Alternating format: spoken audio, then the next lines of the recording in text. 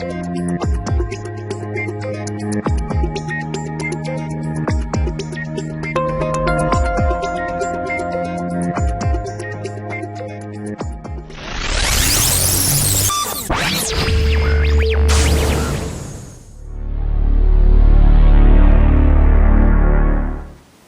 up? Is it all good in your hood? I hope it is. Anyway,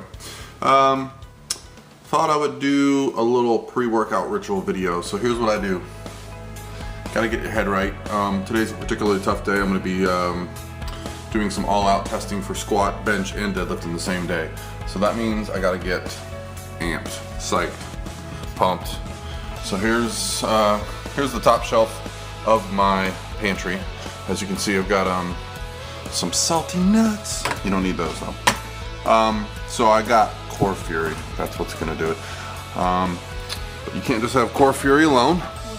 Gotta rock it with your Core ABC, right? That's what you do.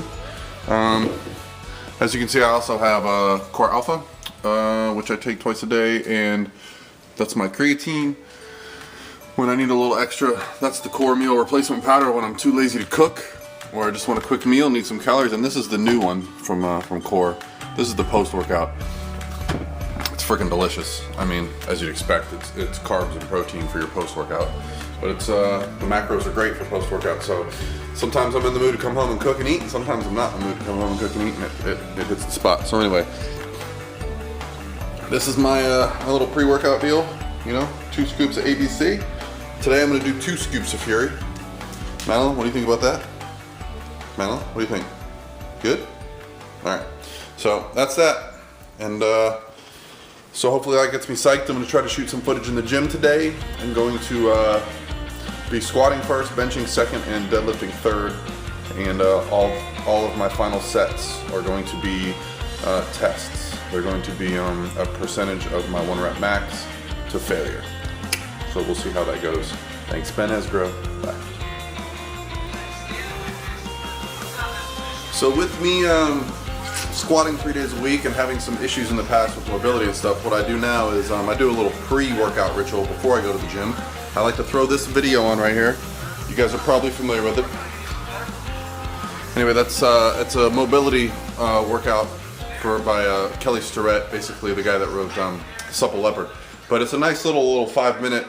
You work both sides of the hip, you rotate them a little bit, you get them warmed up, and I always find that after just a few minutes of doing this, I just feel a lot more comfortable getting to depth. So I'll put a link to the video right here somewhere, and you can click on it if you're not familiar with it. If you're not familiar with Kelly Starrett, he's kind of a joint and injury guru. He's obviously written a really good book, and he puts out a lot of good information, so check it out. Later. I'm going to actually talk while I'm training and see if I can overlay the videos. But this is my first set of squats for the day. So the DUP program that I'm on today is 4 sets of 4 with 275. Please ignore the lack of any form of weight on the bar, as that is my goal, is to get stronger at squatting. But for right now, it's all about getting the technique down and building up all the weaknesses that I've had. I had to lay off squats for 3 months, as most of you know from my other videos. So this is just my first set of 4, getting comfortable. Obviously the weight's not an issue, as I wouldn't expect it to be. But the fun thing about today was the 4th set of 4 was actually an all-out set. It was as many as possible. So this is from the mind of Ben Esgro. And it's all about, you know, volume and seeing where I'm at with my training. So as I go through my setup here, you know, I'm being cognizant of, you know, wedging myself under the bar, locking the belt, locking the bar on my back, pulling it down, locking the glutes, and popping it up. And when you do it right, it actually feels very light. If you do out of the rack wrong, it can feel very heavy. So this was my all out set, and I was expecting 6. I would have been happy with 6 because the 3rd set of 4 felt kind of heavy. But it seems like the more sets I did, the more loose I got. And if you watch my bar path on this last set, it's actually some of the better bar path work that I've done. Usually for me, the bar is going way in and coming way back out. So that was the 3rd rep. This is the 4th rep. And as each rep went through, I started feeling better. There was my 4th rep, which was, I was doing 4 rep sets, and I started feeling like, wow, you know, I've got some left in the tank here. And overall, I'm very happy with, you know, I'm hitting depth, and I feel like I'm controlling the weight, not letting it control me. That was 6, I believe. There's 7. Speed starting to become an issue on the way back up. And here is the last rep. So I did get 8 reps, which I was very happy with. Obviously, 8 reps of 275 is not impressive, but it's progress. It marks for me improvement.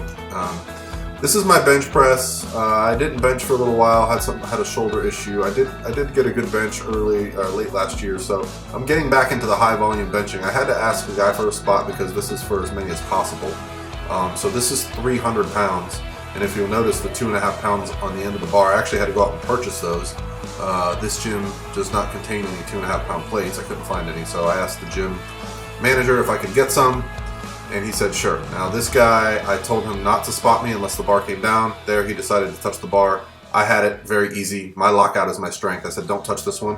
And you see, that's just knowing myself. I may have gotten another one, but honestly, I'm not overly concerned with, you know, killing myself at this stage. This is the first week. I got 7 reps of my prescribed weight for 4, so I was very happy. Deadlifting, also something I hadn't done for a while. I had done the small op training, so I hadn't deadlifted in about 3 months. And the last couple weeks I've been doing some light deadlifts. So this is 385, not a lightweight by any means. Shouldn't be heavy for me either. There was no warm-up sets for this. This is my first set. So I basically was just meant to get as many as I could, and based on the 365 that I did for 3 reps, I thought I would get maybe 4 or 5. So,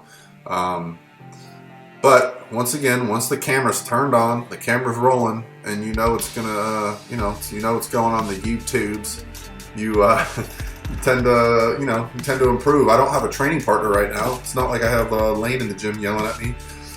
Tommy Jeffers telling me what's good. I wouldn't mind old Ben Esgro, Ryan Doris, Ron Parmenter, my old training partner Adam Lalikos, get a shout out on here. Even Donnie, like, I don't care. I just don't have anybody right now. And I actually don't have any headphones, so I'm not getting jacked on any music. So I put my knee guards on my shins. I saw that on YouTube, and I thought it was a clever idea. I think Alberto did it. And I felt really good. Like every rep felt good. I didn't feel like I was overreaching. I was extending. You know, I was keeping my back flat, driving my feet through the floor, chest came up, locked out easy. So I kept thinking, you know what, this is my last rep, and then I kept deciding to do one more. So I ended up getting 8 reps, and I'm very happy with that. So on to bigger and better. Thanks for watching, man. I appreciate you guys tuning in.